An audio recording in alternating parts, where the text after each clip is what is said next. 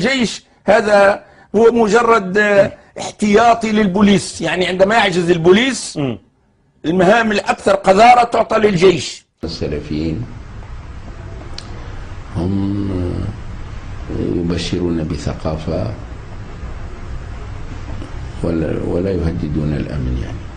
برأ الغنوشي السلفيين في تونس من استخدام العنف، وقال إن حركة النهضة مع الترخيص لحزب التحرير السلفي. وأكد الغنوشي أن معظم السلفيين لا يهددون الأمن العام، ويمكن للديمقراطية أن تتعامل مع كل هذه التيارات الفكرية. الآن مش عندنا جامعة، الآن عندنا وزارة شؤون الدينية، والآن مش عندنا دكان، عندنا الدولة طارت بالسوق، ولكنكم قوم تستعجلون. قوم تستعجلون. الآن أنا نقول للشباب السلفي أنتم الباحث، وكنا جميعا الطاحونة تدور علينا. لا المساجد بدينا درس وما شئتم.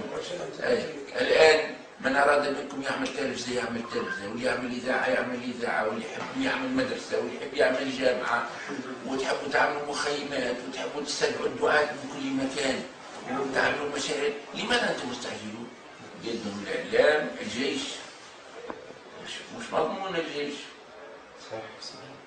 مش مضمون، والشرطة مش مضمونة.